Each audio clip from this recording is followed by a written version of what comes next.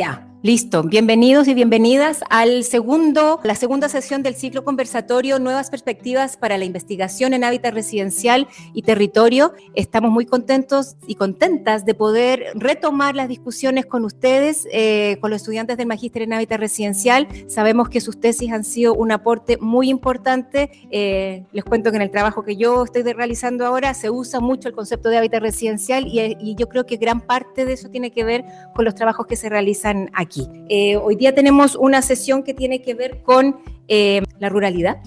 Yo no soy experta en ruralidad, pero me ha tocado de manera muy importante meterme en estos temas porque ya no se puede hacer una distinción entre lo urbano y lo rural y la relación entre lo urbano y lo rural es muy importante. Así es que les damos la bienvenida. Hoy tenemos dos presentaciones.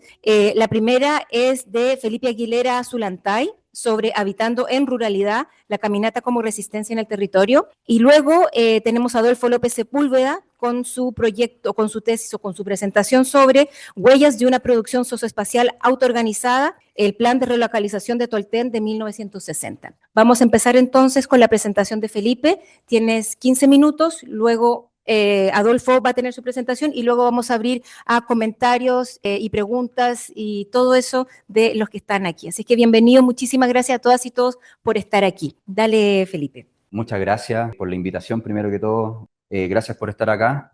También gracias a los profes por hacer esto posible, a la escuela, al magíster, por permitirnos a nosotros presentar estos procesos investigativos que realizamos, que yo creo que es súper importante el poder mostrarlos. Ha pasado tiempo, pero creo que aún así se mantienen vigentes, creo yo. Así que muchas gracias. Bueno, esta tesis es una tesis que yo realicé el año 2022 con la guía de la profesora Rebeca Silva, quien también agradezco mucho su guía, y lleva este nombre de Habitando en Ruralidad, la caminata como resistencia en el territorio. Bueno, lo primero que quiero es presentarme. Yo soy, actualmente yo trabajo en San Miguel, en la Municipalidad de San Miguel, hace 7 años. Yo soy el asesor urbanista de la municipalidad, así que llevo todos los temas de planificación urbana que tiene el municipio. Planificación, instrumentos de comunicación territorial, plan regulador, una serie de cosas instrumentos, políticas nacional de desarrollo urbano, que también la hemos visto en conjunto. Entonces, ¿por qué digo esto? Estoy muy ligado a estos temas de planificación urbana y decidí yo trabajar y vivir aquí en Santiago hace ya mucho tiempo, pero yo no lo considero mi hábitat. Ese es mi hábitat. No lo digo de un sentido de pertenencia que sea mío, ojalá fuera mío, pero en realidad lo hablo de un tema de pertenencia, de sentirme parte de un lugar. Esa es una foto de Combarbalá, la tomé yo hace un tiempo, es un lugar que yo los camino desde pequeño, así que yo siento esa pertenencia con este lugar. Y siempre que voy al norte, siempre que voy a Combarbalá, voy con esta mirada urbana y llego a Combarbalá y se me generan muchos conflictos de planificación. Entonces, yo vivía ¿y por qué lo digo? Porque esto me llevó a enfocarme en mi tema de investigación. Yo tenía un conflicto entre lo urbano y lo rural y quería investigarlo. Quería saber qué es lo que estaba pasando.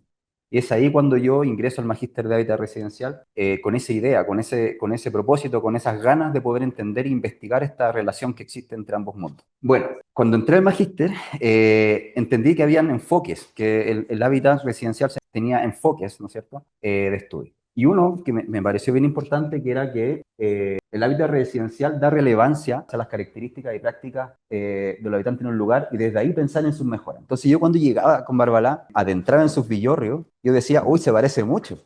Santiago crece muy similar a Combarbalá. ¿Y por qué? Yo me preguntaba eso. Yo veo estas dos imágenes y veo Santiago, veo la misma reja, veo la misma vereda, veo la misma calle, y yo no sé si ustedes pueden diferenciar cuál es Combarbalá y cuál es Santiago. Resulta, el contexto número 1 es Combarbalá y el contexto número 2 es Puente Alto.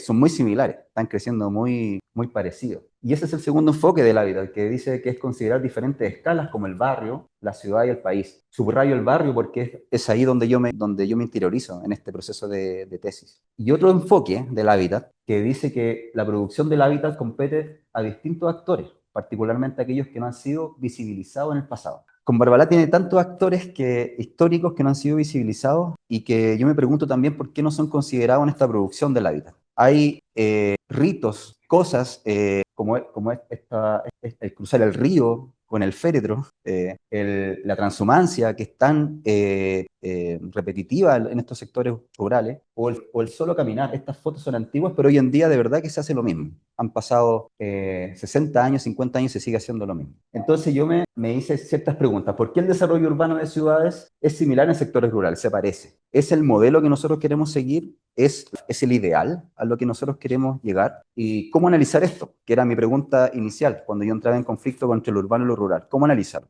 Y ahí entran los profesores, nos enseñan, nos interiorizan cómo investigar esto, cómo producir investigación. Yo establecí una hipótesis bien grande, bien general en el momento de poder trabajar esta tesis, y yo lo que podía ver que a pesar de este desarrollo urbano que se adentraba en lo rural, igual existía una cierta resistencia de los habitantes. ¿A qué me refiero con esto? Sus prácticas no estaban relacionadas con lo urbano, pero estaban ahí, estaban invisibilizadas, y yo quería visibilizarlas. Entonces yo planteé que estas prácticas se resistían a este desarrollo urbano. Ahora, ¿cómo realizar esa bajada, que era el proceso de investigación? Era lo que tenía que empezar a realizar. Algo muy importante, y algo que estábamos comentando recién con los compañeros, es que nosotros hicimos la investigación en pandemia. Era un doble desafío. ¿Cómo nosotros investigamos en pandemia? O sea, ya estudiábamos las metodologías de investigación, pero nos adentramos en un mundo nuevo. Leíamos La sopa de Wuhan, un texto súper interesante que habla sobre la vida en pandemia de varios autores.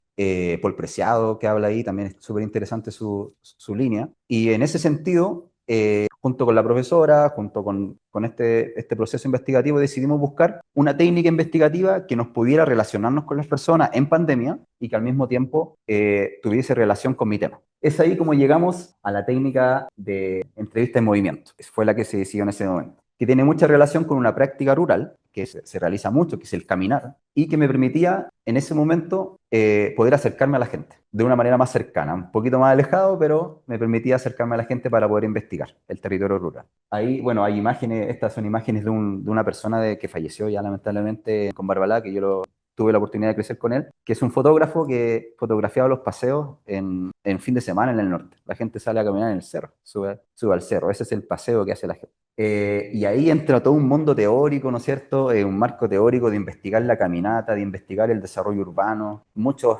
autores, me recuerdo de Walter Benjamin, que hablaba sobre esta postura del cuerpo en el espacio, de David Le Breton, texto antiguo, que hablaba que caminar era la pelea contra el auto. Y con el tema del desarrollo urbano me quedó dando muchas vueltas Ángela Giglia, que nos gustó mucho también en ese momento, que ella decía que el desarrollo urbano hay un determinismo urbano, hay una forma casi estandarizada de crecer y hacer crecer las ciudades. Y esto pegaba en el palo con lo mío, porque en realidad se estaba replicando en lo que yo decía de un principio, de que el urbanismo se replica en el territorio rural.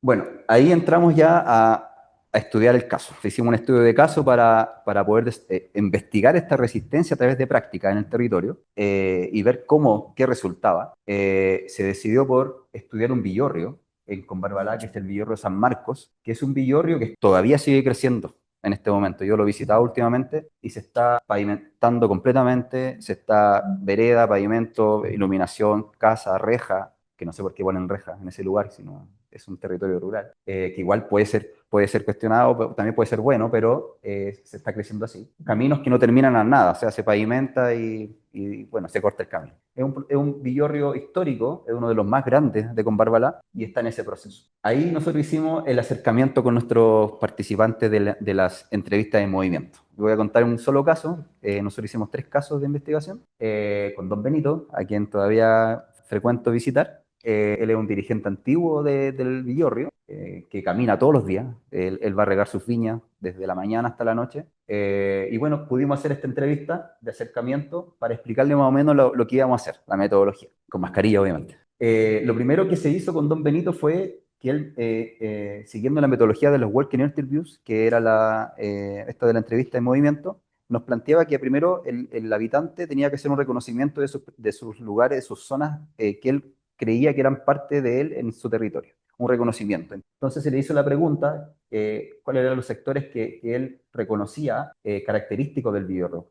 Y dijo la plaza central, la estación de tren, el río, la calle principal y la comunidad agrícola, que es donde está inmersa este Biorro. Y luego Estas son capturas de video, yo tengo los videos que hicimos en este recorrido, tengo las entrevistas, pero son demasiado extensas, pero lo que se hizo acá fue establecer un recorrido, que también era la segunda fase de las Walking Interviews, que era establecer un recorrido de inicio a fin con la persona. Establecimos desde su casa hasta la plaza, un recorrido de ida y un recorrido de vuelta, y lo fuimos grabando, y lo acompañé en ese caminar. Y algo que se pudo evidenciar mucho y que yo lo traté de colocar en imágenes, en 3D básicas, pero traté de mencionarlo, que fue interesante ver caminar a la persona por el lugar porque primero no utilizaba nada de lo que se construía en el lugar. No utilizaba las veredas, no respetaba los discos pares, no pasaba por el paso cebra, se cruzaba para conversar con un vecino, se sacaba la mascarilla, etcétera. O sea, todo este determinismo urbano que crecía en el lugar no era tomado en cuenta. Ahí hay algunas imágenes del recorrido, hicimos las grabaciones con Don Benito, yo lo acompañé desde la casa y de vuelta a la casa. Ese es un mapa resumen de los 3 casos que se hicieron en investigación desde su inicio hasta su fin, con los 3 participantes. Ellas son las 3 participantes, la señora Jimena, la señora Fresia y Don Benito. Aquí, para terminar, voy terminando ya en conclusiones, se pudo evidenciar que hay 2 puntos importantes cuando se hizo este proceso como resultado. Uno, que hay posturas similares de los 3 entrevistados, que tiene que ver con el espacio, que era lo que les decía recién, que era que no respetaban, ¿no es cierto?, temas urbanos, digamos, el posicionamiento bajo el alero para evitar el sol, muy similar en los 3 casos. Y el segundo era la experiencia de caminar, la vivencia, que era algo que también nosotros vimos en el Magíster, que era que no solo se trata de llegar a un A y un B, ¿no es cierto? Que es como se hacen hoy en día esta encuesta de origen-destino, que miden A, B, pero no sabemos qué es lo que pasa en ese recorrido, no tenemos idea. Pero ellos sí lo vivían, ellos conversaban, ellos hablaban, etcétera, lo vivían en el día, en su recorrido. Y esa es una característica que también era repetitiva en todas las personas que hicieron este recorrido. Y para terminar ya, ¿en qué estamos ahora? Yo visité hace poquito Combarbalá, la gente en Combarbalá camina bajo los aleros, el cambio climático está pero sumado. Y en Santiago, algo que yo creo que va a pasar, eso fue para la prueba del rechazo, se cerraron las calles, la gente caminaba por la calle. O sea, no... Y me hizo mucho sentido que cuando se cerraban las calles la gente decidía caminar por ahí. Me hizo recordar al norte. Entonces, como una crítica constructiva a este enfoque del hábitat residencial es que cuando se dice que el habitante configura el espacio a partir de lo cual solo el habitante lo interviene y lo configura, yo creo que también hay otras cosas que intervienen y que configuran el espacio. El mismo hábitat, el mismo cambio climático y también otros actores que también están configurando hoy en día el territorio. Y gracias.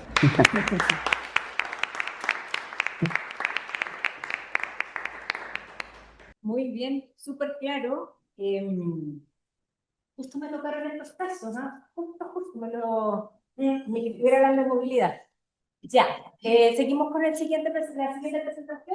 Bueno, muchas gracias a todos por su asistencia. Muchas gracias, profesor Carlos Lange. Pau, un honor estar acá con ustedes nuevamente. La siguiente presentación tiene que ver con un caso de estudio en Tolten, región de la Araucanía, y es la búsqueda de un momento laboral que se fue transformando en una investigación al querer ir en profundidad y ser conocedor del lugar donde me tocó trabajar y levantar una obra. Entonces hay una transición de la obra física hasta entender el cuerpo mental y de desarrollo conforme al hábitat en el lugar. Es por ello que mira, hay un protocolo de presentación que me parece muy pertinente ir desarrollando porque da cuenta de cómo se fue gestando este interés por transformar un proceso edificatorio en un proceso investigativo. ¿En qué contexto surge tu investigación? Bueno, ese es el plano, ese es el lugar donde me ubico, el contexto. Ahí existen 2 Tolten. Está el Tolten viejo, que es el Tolten histórico, y la nueva Tolten,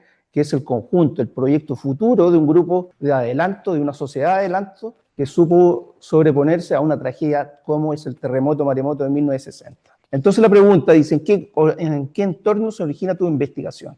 Y luego hay una segunda pregunta, ¿qué inspira tu tema de tesis o AFE? Dicho ello, la presente investigación se desarrolla dentro de un marco histórico relacionado con las catástrofes socionaturales a partir de los 60 años tras ocurrir un hecho que marcó decisivamente, de manera concluyente, la forma de ver la sismología en Chile. relacionados, según este caso, en conformidad a una capacidad de un grupo de autoorganización, es decir, un grupo humano, situado al margen del avance de un país centralizado, y referido con aquellos saberes y conocimientos locales en relación en cuanto a cómo recordamos nuestras catástrofes y cómo reconocemos aquellas huellas que nos dejan en nuestra conformación del hábitat. No obstante, no podemos olvidar que el terremoto de 1960 es una de las catástrofes, es la catástrofe con mayor volumen de registro que a nivel dentro de la historia moderna. No obstante, todos aquellos instrumentos marcadores del desastre marcaron 9,5, pero es por un tema que colapsaron. Es un terremoto que duró más de 10 minutos, una secuencia de más de 11 sismos continuos. Entonces, es importante entender cómo, frente a esa catástrofe, cómo la sociedad se reinventa y continúa. O sea, se hace la pregunta, ¿cómo enfrentamos de aquí en adelante este episodio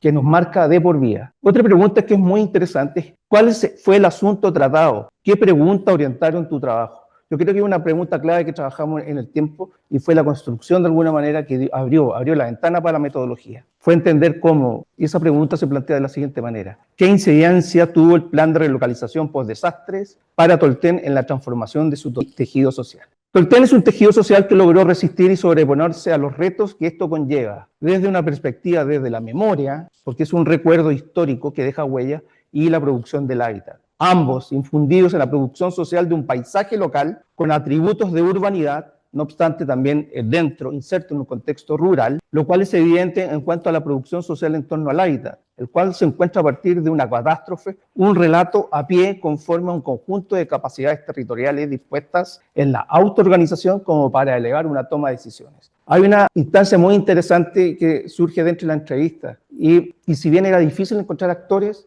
existe, siempre existe algo. Y una de las frases que me marcó es que para ellos, después del terremoto, la catástrofe, el maremoto, vivir en Tolten y pensando este proyecto futuro era un renacer, era un tema de esplendor, era un tema energético para ellos, totalmente como para poder levantar una nueva forma urbana de hacer la vida dentro de un contexto rural. Porque acá sucede algo interesante. ¿Es la ciudad la que avanza o es la naturaleza la que se inserta en esta visión de volver a reconstruir el hábitat? Otra pregunta que tiene que ver con esto es ¿qué factores del entorno social, político y disciplinar o institucional influyen en el proceso de investigación? No obstante decir que entender que la tesis está relacionada con una elección de ubicación y posteriormente su profundización, es decir, su lugaralización, tiene que ver con comprender una noción de lo que respecta a convertir dicha elección de vida en un saber. Todo comienza a partir de una posibilidad de empleo, en mi caso, que se convierte al poco tiempo en un proyecto de investigación,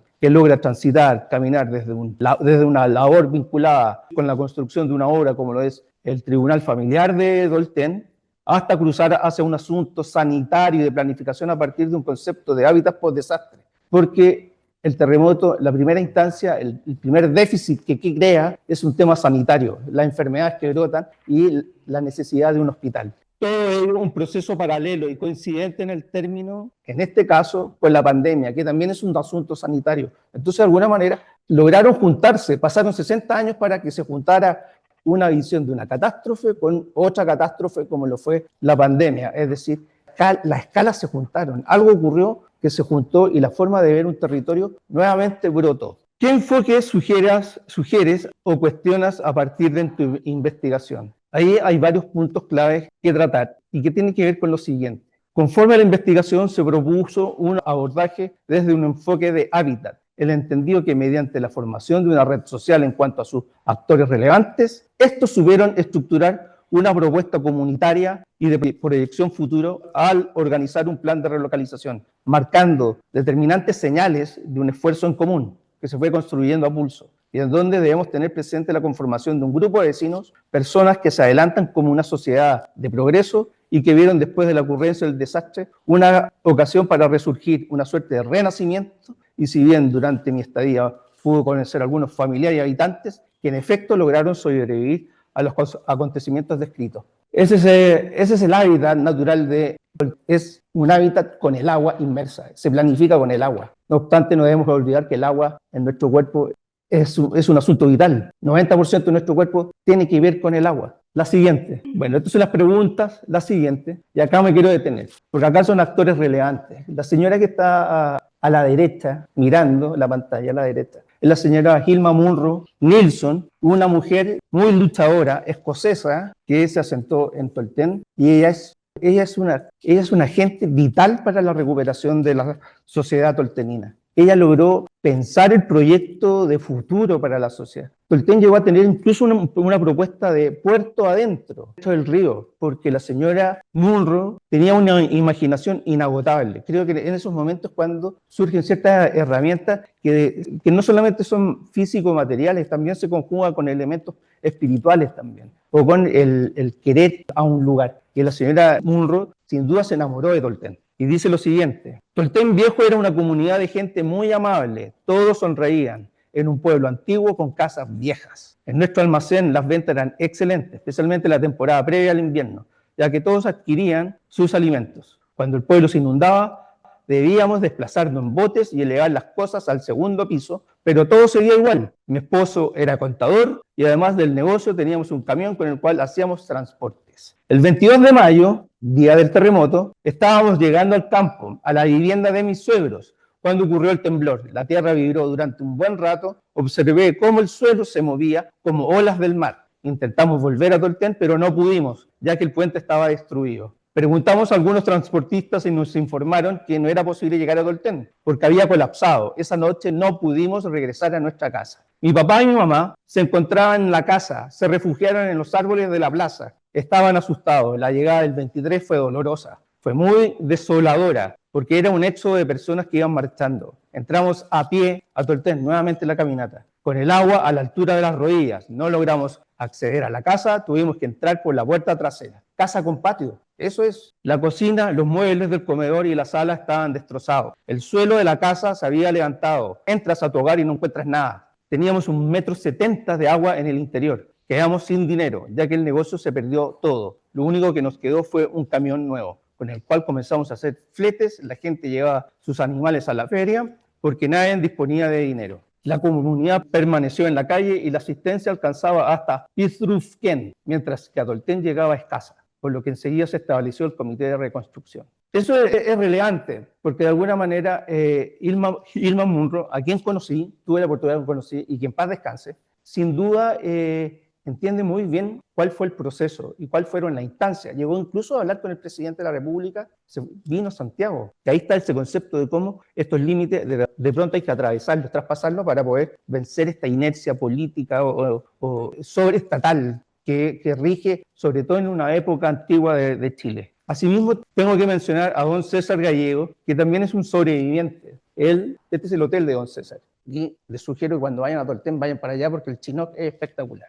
Y les puedo hacer un precio muy bueno. Y don César es también un sobreviviente. Y con él, de alguna manera, como para ir cerrando, porque yo viví ahí. Yo viví en esa pieza que está ahí, en la segunda ventana a la derecha. Y más allá de la convivencia diaria, en algún momento él se interesa en la tesis y comenzamos a desarrollar recorridos, caminatas, como dices tú en tu metodología, conversando. Tanto, pero en el sentido contrario al tema de cómo fue el éxodo, que de Tolten Viejo sube 5 kilómetros a la Nueva Tolten. Nosotros fuimos en el sentido contrario. Esa es como fue la técnica. Esa es la planta de Tolten, ese hilo que entra tiene que ver con el estero Catrif, un damero que tiene una conformación militar, pero que se fue de alguna manera transformando. Tolten llegó a tener enfrente una estación ferrocarril y por ahí entrabas y llegabas, te internabas a esta construcción de ciudad dentro de lo boscoso con el agua. Los comités de adelanto, la vida diaria cotidiana en Tolten, una planta igual que la anterior, pero ya en crecimiento. Esa es la forma como estructuramos la tesis, en las instancias que la conforman, preterremoto, el terremoto y la condición posterior, la relocalización. Ese es el dibujo que de alguna manera conforma estos recorridos. Intentamos reconocer cuál es la huella. Y esto me topé hoy día con una particularidad, que la tesis, unos colegas arquitectos de la Universidad de Concepción están publicando temas relacionados con esto y está la referencia del trabajo que hicimos con el profesor. Eso es. Muchas gracias.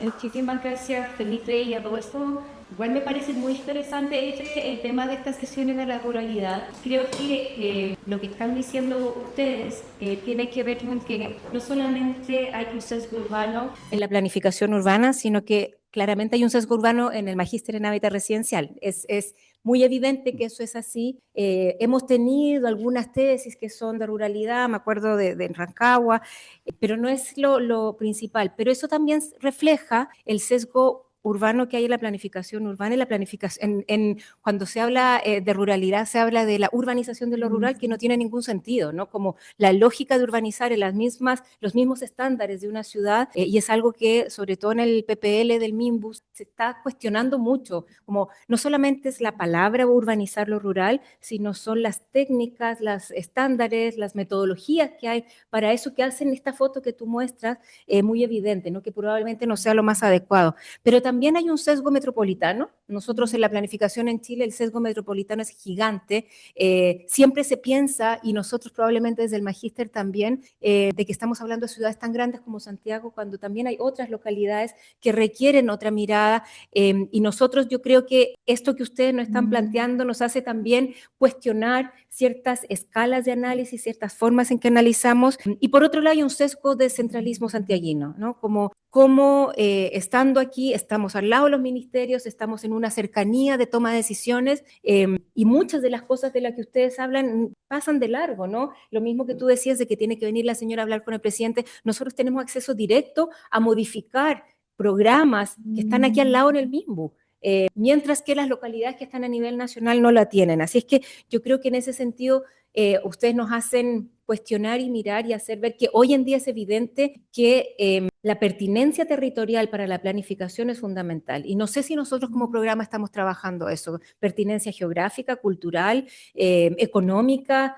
De todos los temas que ustedes están mostrándonos, nos hace falta también abrir esa mirada porque es fundamental. También en ese sentido, yo creo que esto del hábitat residencial, mirarlo con distintos enfoques, histórico puede ser, o de movilidad, o de la experiencia del habitante, yo creo que en eso lo presentamos en clase a veces, pero quizás nos hace mucha más falta cómo integrar algunos de estos enfoques que son fundamentales, algunos son contradictorios, y en eso yo creo que el tema de las técnicas y los métodos que ustedes están hablando también es bien relevante, porque creo que de repente hay modas, ¿no? Hay modas de técnicas que empiezan a surgir y todos empiezan a hacer lo mismo, pero no se cuestiona mucho por qué, porque la pregunta de investigación debiese llevar la metodología más específica. Entonces también nos hace cuestionar eso. Y quizás también hay algo que a mí me preguntan siempre, ¿por qué es tan particular lo que nosotros hacemos en esta facultad? Hay algunas tesis que se hacen en el programa que podrían ser de otra parte,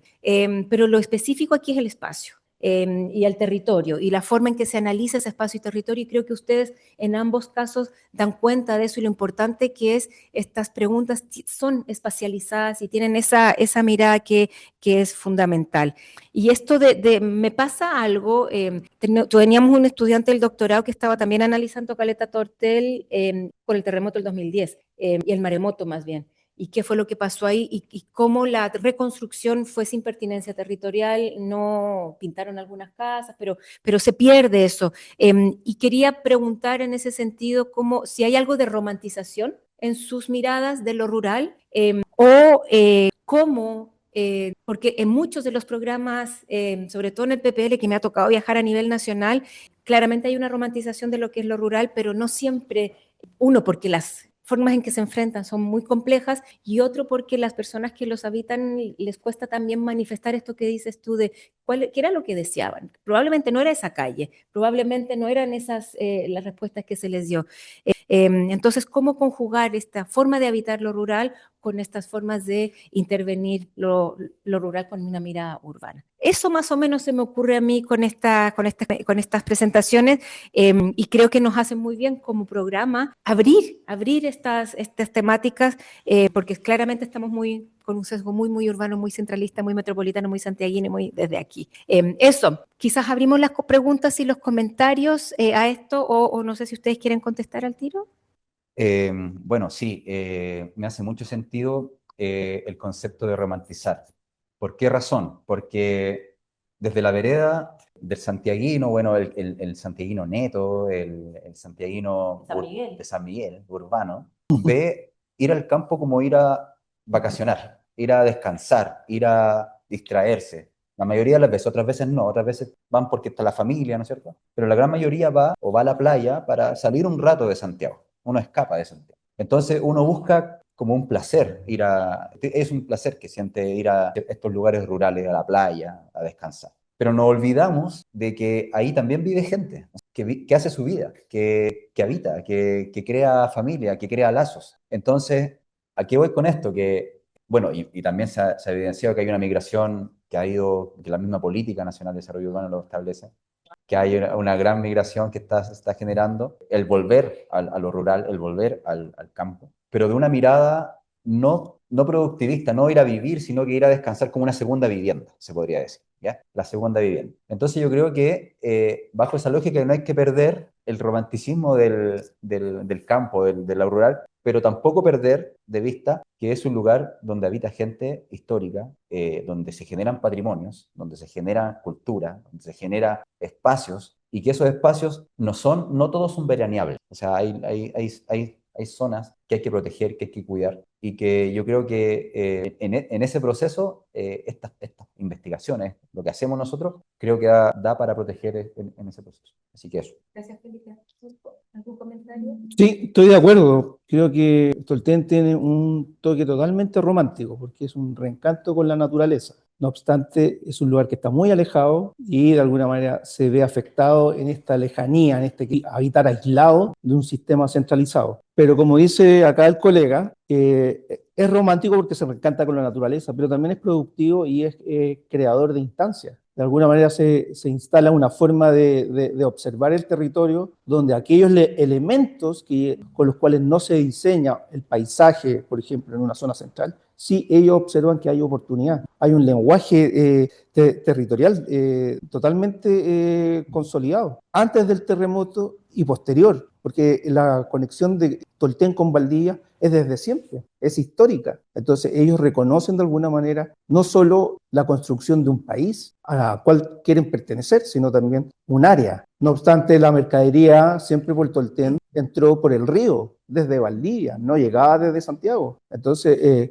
este romanticismo creo que es un atributo, porque de alguna manera también es defensor de esa resistencia frente a ciertas escalas que puedan de alguna manera alterar la forma de habitar. Súper, muy bien.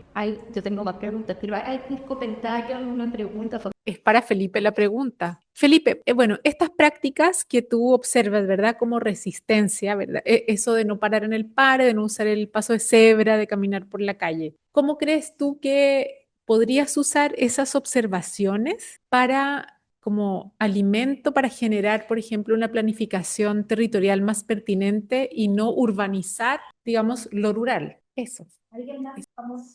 Sí, Felipe, bueno, ambas investigaciones me gustaron, pero entiendo que es un estudio más de carácter más cualitativo, pero sí me gustaría ahondar en de qué forma sientes que permean variables de género, por ejemplo, porque bueno, aquí está Christopher, que yo creo que maneja más temas de movilidad, pero la otra vez hablaba con unas compañeras de una colectiva de bicicargo y me decían, para nosotras la cargo es clave para la maternidad. Entonces, me pregunto cómo lo ves desde ahí también, no solo en términos del ser mujer, sino también en términos de cuestiones etarias también. Como que me imagino que las niñeces, por ejemplo, habitan de una forma distinta al caminar. Ahora, entiendo que es súper limitado, que fue el 2022 en un contexto de pandemia y tal. Y la otra pregunta que quería hacerte a ti, es que me acordaba que hace poquito mi compañera Laura defendió su tesis, que es una tesis muy bonita, entonces me gustaría preguntarte cómo piensas tú el río Tolten como un actor vivo dentro de esa comunidad. Como que me parece que hay una investigación, saco muy, muy a cabo lo de la Laura, que tiene una investigación súper interesante al respecto, como salir de esta matriz más antropocéntrica también, y cómo se puede observar desde ahí. Eso.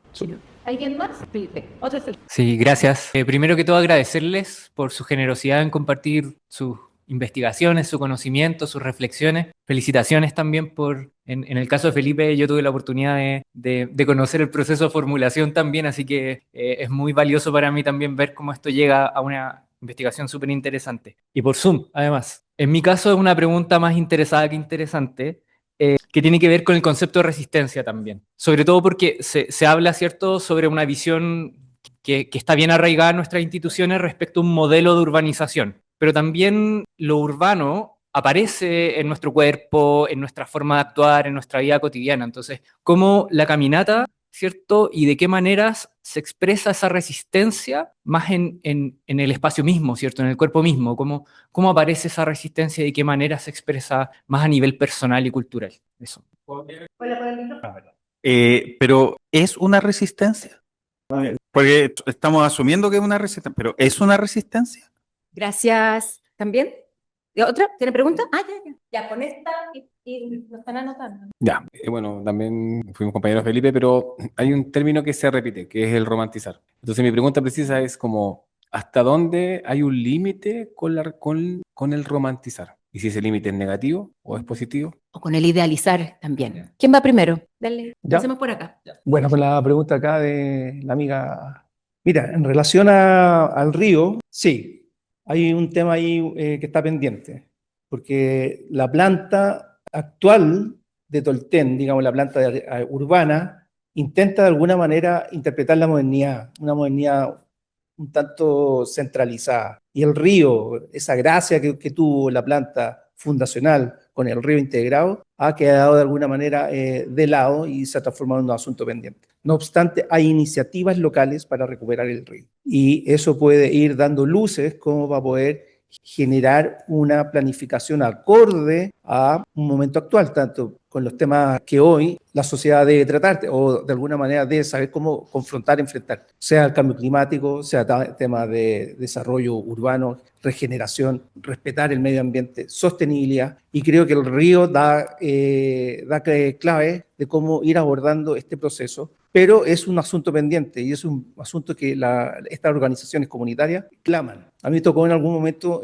poder desarrollar junto con el alcalde un taller. Y ese taller obtuvo luces efectivamente de la importancia del río, que le da la identidad de alguna manera al poblado. En relación al romanticismo, ¿qué límites tiene? Yo creo que de pronto es un pueblo que tiene muchos atributos, pero está como en un proceso inverso de avance, porque tiene mucho alcoholismo también. El hecho de vivir aislado implica una fuerte dosis de alcoholismo y de una vida un tanto transgresora a esas condiciones propias con la cual se levantó un proyecto de vida. No tiene tanto emprendimiento, no tiene trabajo a una escala como si lo tuvo en algún momento. Por lo tanto, ese romanticismo a rato se transforma en una nostalgia. Y ahí está la gracia de la planificación, saber equilibrar esos puntos de encuentro para efectivamente detonar desarrollos, no solamente urbanos. Yo creo que tiene que ser un punto de encuentro y de alguna manera reconocer estos potenciales y ampliar la capacidad territorial y en este caso ir en dirección hacia conservar lo rural. Gracias, Felipe. Yo quedé en jaque. Creo que voy a responder en todas las preguntas en relación a algo que yo creo que está muy fuerte ahora, que también lo realizo en mis labores y que tiene que ver con la participación ciudadana. Hoy en día todos los proyectos que se realizan, que tienen participación ciudadana, uno por los propios programas y otras veces porque nosotros elegimos hacer participación ciudadana para toda la iniciativa. A esto voy porque con la consulta que me hacen por el cómo poder trabajar, ¿no es cierto?, el discopare, el paso de cebra, o si es una resistencia o no. Yo creo que si se hiciese participación ciudadana en estos territorios, con estas intervenciones, podrían salir elementos súper interesantes que van a dar respuesta a eso. Por ejemplo, yo no soy contrario a que haya un paso de cebra o que haya un pare, creo que son importantes, pero es el modo de poder realizarlo, dónde está, dónde se ubica, dónde se emplaza, cómo se emplaza esos elementos. No siempre son representativos de las comunidades. A veces hay un cauce que crece en el verano y que se hizo una obra de arte, como se conocen, para que la gente cruce, y resulta que no era en el lugar que creyeron los especialistas, sino que era un poquito 2 metros, 3 metros más atrás. Entonces, quizás esos elementos podrían funcionar, yo creo, pero si los realizamos con los actores clave. Y así yo creo que me lo representaron también los participantes. El tema de si es resistencia o no, yo creo que es una pregunta muy buena porque yo mismo me la cuestiono igual a veces. Creo que es más una adaptación que tienen los habitantes a los elementos que ingresan al lugar. Se ve como una resistencia porque el no utilizarlo es como decir, oye, no me gusta esto, así que no lo voy a ocupar. Pero en realidad ellos se adaptan a lo que se está generando en este entorno. Entonces quizás es como más una mixtura de ambos conceptos. Bueno, y en relación al tema de género, pasa en los sectores rurales pasa, por lo menos en mi sector rural, pasa algo muy general que pasa en todos los sectores de Combarbalá, es que no hay población joven, la gente migra, se va de esos lugares a estudiar, a trabajar, a buscar nuevos horizontes, porque el sector es muy aburrido o no tiene trabajo, no tiene servicio, no tiene nada, o sea, interesante. Entonces la gente, puro romance. Entonces la gente que queda en esos sectores son adultos mayores, muy adultos mayores. Los jóvenes van para el verano solamente, como yo, no sé si soy joven.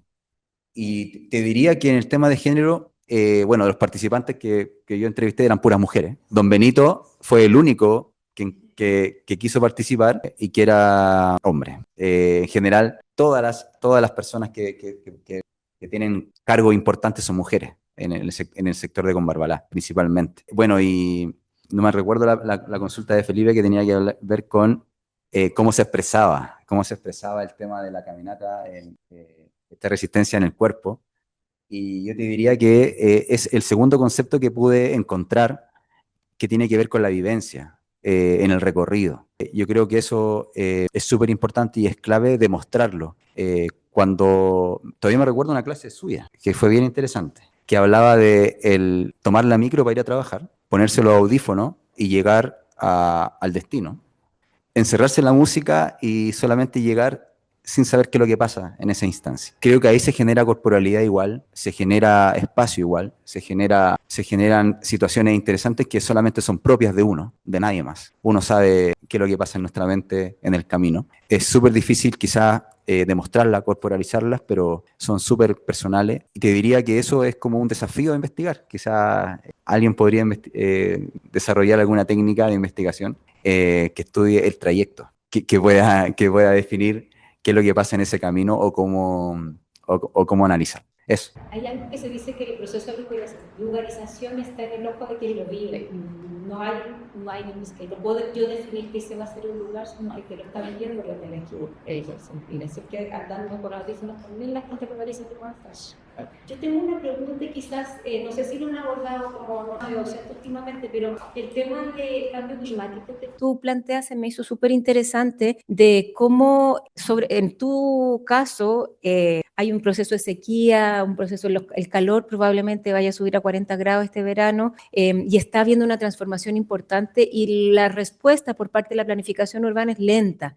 No se está acomodando, las personas se acomodan más que el diseño. Y en el caso, me imagino, del sur también, lo que hemos visto es inundaciones, es un proceso también complejo, el cambio climático está llegando, pero no estamos respondiendo. No sé si como programa estamos hablando de la mirada ambiental, no ha sido el eje generalmente, es como una dimensión extra, pero este programa no es súper ambiental, entonces, pero este es un tema que va a estar presente constantemente en el habitar cotidiano. Más bien le pregunto a todos, ¿cómo están incorporando eso en sus tesis? Y no sé si hay personas, hay estudiantes que le están entrando al tema del cambio climático. Nosotros en el doctorado sí se está tratando como el caminar con calor o cosas así. ¿Cómo lo ven ustedes de haber incorporado de manera más intencionada eso en sus trabajos? Bueno, en relación al cambio climático, más que cambio climático, de alguna manera la producción de suelo se ve afectada en el caso de Tolten, porque como un nicho aislado, de alguna manera, no solo enfrenta el tema de la historia de un maremoto, sino hoy día el monocultivo y los vastos campos con plantaciones de pino que vienen de cerro hacia el mar, es como un conflicto en la dirección contraria a lo que fue el maremoto. Entonces, son complejidades que no han sido tratadas y que deben ser revisadas de alguna manera conforme a la participación, conforme a las comunidades, y hacerse la pregunta, ¿por qué estos centros urbanos se ven despotenciados y van perdiendo de alguna manera población?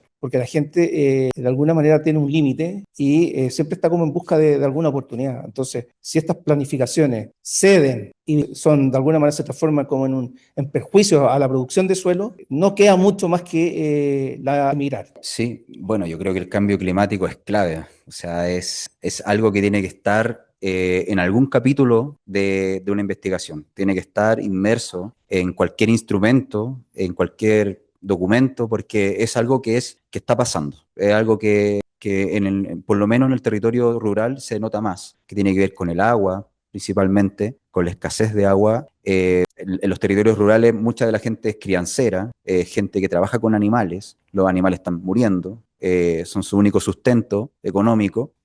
Entonces es algo que está pasando y que va a seguir pasando. O sea, hay estudios al 2050, ¿no es cierto?, que demuestran que la pluviosidad va a bajar y la temperatura ambiente va a subir 1,5 grados. O sea, ya el estándar de los 32 grados promedio y ahora van a ser 33 y medio, 34. Entonces, es algo que yo creo que tenemos que tener en cuenta a la hora de investigar.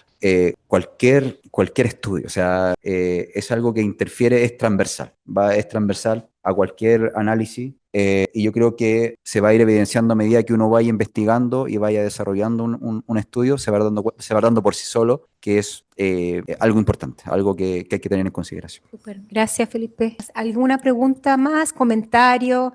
Mariela. En realidad, solamente contarte que sí hay una estudiante que está abordando el tema de los refugios climáticos. Está haciendo una AFE, Magdalena Rivera, una AFE que aborda las recomendaciones de diseño para refugios climáticos en el contexto de un cambio climático. ¿Puedes presentar para el que no lo conoce?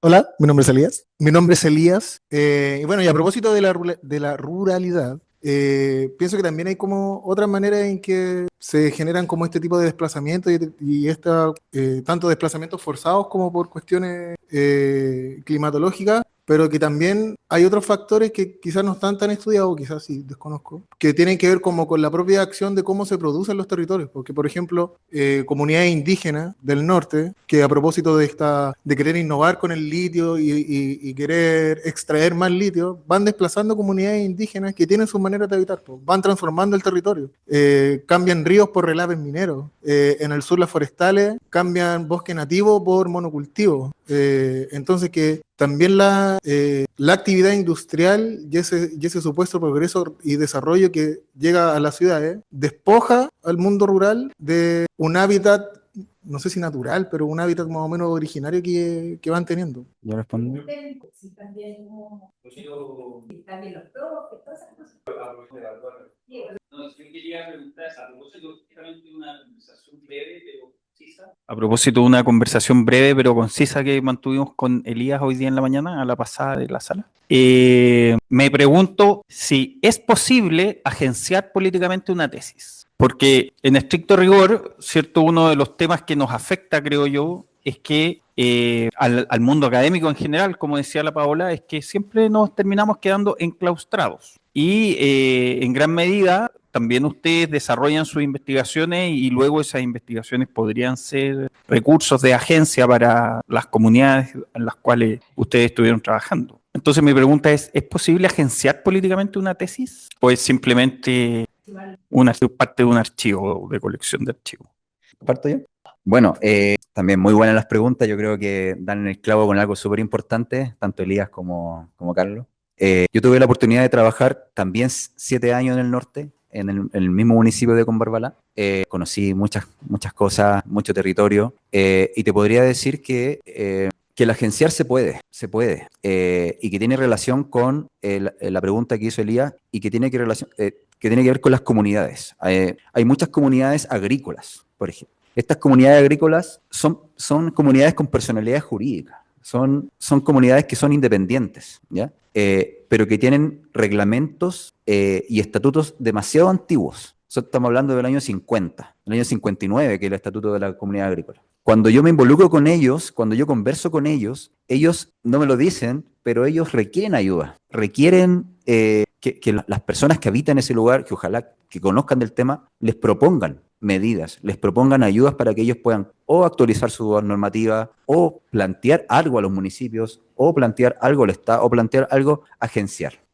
Yo creo que se puede en la medida de que nosotros establezcamos estos vínculos con estas comunidades y estas sociedades indígenas, comunidad agrícola, y les planteemos que estos procesos investigativos se realizaron con personas del lugar y que podría ser interesante poder intentarlo, ¿por qué no?, para poder trabajar en conjunto. Muchos de los territorios, Elías, que están en ese sector han ido desapareciendo. Una de las comunidades agrícolas más grandes del sector es la comunidad Jimena y Tapia, que es la más grande del país. Ese territorio se ha ido desagregando, llegan personas con empresas, les compran terrenos y hacen una termoeléctrica, hacen muchos parques eólicos, ¿no es cierto? Y pierden terrenos, pierden eso. Pero yo creo que si se pudiese agenciar de esa manera, se podrían proteger y se podría, ¿por qué no?, llevar a cabo una tesis, una AFE, y poder implementarla de alguna manera en conjunto, como comunidad y como, ¿por qué no?, universidad. Bueno, en mi caso, yo creo que la tesis sí es, de alguna forma, una producción de agenciamiento. Ahora, cuando tú le sumas el término político y uno ve la situación actual, está desarticulado. Porque la política partidista de alguna manera interviene. Entonces, hay estrategias desde las comunidades que no se visibilizan de alguna manera frente a las autoridades, pero sí están permanentemente funcionando. Y eso tiene alguna conexión más de otro tipo, quizás ancestral, originaria. Entonces, sí ocurre. De hecho, yo cuando estuve donde habité, César, el dueño del hotel, bueno, él es mapuche y tienen una conexión totalmente distinta frente al territorio, una visión distinta, pero que sí está en permanente agenciamiento. De hecho, la conexión que nombré en algún momento, esa conexión directa con Valdivia, es antes del terremoto y se va potenciando. Y efectivamente, ¿por qué no se visibiliza? Porque hay intereses creados. Pero sí, la producción de agenciamiento ocurre y está ocurriendo en este momento. Lo que sí hay que observar es cómo planificar en conjuntos con la gente para que eso de alguna manera pueda producir un nuevo estándar de vida o apuntar a un nuevo desarrollo o una nueva forma de plantear desarrollos. Pero la respuesta es sí, es totalmente posible, pero hay que ir paso a paso, porque de pronto en el transcurso habitento preguntar tanto mareaba. Entonces, en algún momento aprendí que no tenía que preguntar tanto, tenía que más bien habitar, convivir con la persona y de pronto hacer una pregunta, y ser paciente y después al retroalimentar la pregunta nuevamente, entregar algo y así hasta ir avanzando y construir esa base de confianza. ¿Estamos? Quizás la última cosa que les deberían preguntar a todos, ¿les ha servido el enfoque del hábitat residencial o este magíster en sus trabajos actuales? ¿O cómo lo implementan? ¿Hacen planes de hábitat residencial? No. Sí, yo actualmente trabajo en hospitales. Bueno, tengo una tesis de hospital y actualmente trabajo en hospitales, pertenezco a la red O'Higgins, hacemos proyectos, siempre he hecho obra pública y ahora ya 4 o 5 años enfocado en hospitales, he estado en La Serena, Curicó, ahora O'Higgins, también estuve un rato en Buin. O'Higgins son 2 hospitales, por ejemplo, Rengo y Pichilemu. Y sí, el hábitat residencial como concepto investigativo, porque tiene una gracia. Yo no sé lo que es hábitat residencial, pero sí tiene una capacidad, que es la autoevaluación y poner en juego el valor de lo práctico con lo teórico. Y ahí voy avanzando y ahí voy transformándome en un investigador y en un permanente revisor. Y eso ayuda a avanzar un proyecto. Eso efectivamente lo hace factible y uno logra la meta, que es construirlo. Y al construir, construyo ciudad. Y al construir ciudad estoy construyendo algo. ¿Felipe? Sí, yo a algunos colegas le he comentado, yo hice el magíster de hábitat residencial y mis colegas me preguntan, ¿qué es lo que es eso? O sea, es súper reconocible, no sé, un magíster en urbanismo, lo reconocen, reconocen un magíster. No, yo tengo que estar explicándole un poquito de qué se trata el magíster en hábitat residencial. Y ahí como que van entendiendo y van diciendo, sí, tiene razón, ¿no es cierto? Esto. ¿Te metiste en ese programa? Y lo interesante del magíster de hábitat residencial, que yo diría que me sirvió mucho y me sigue sirviendo, es el análisis. Eso yo creo que es fundamental. Es cómo analizar los programas, cómo analizar las metodologías. Eso es súper fuerte porque no se enfoca en algo puntual, como en un proyecto puntual, en un inmueble puntual, sino que mira ese proyecto lo mira desde una amplia manera. Entonces, eso me ha servido demasiado para todos los desafíos que he tenido que tener.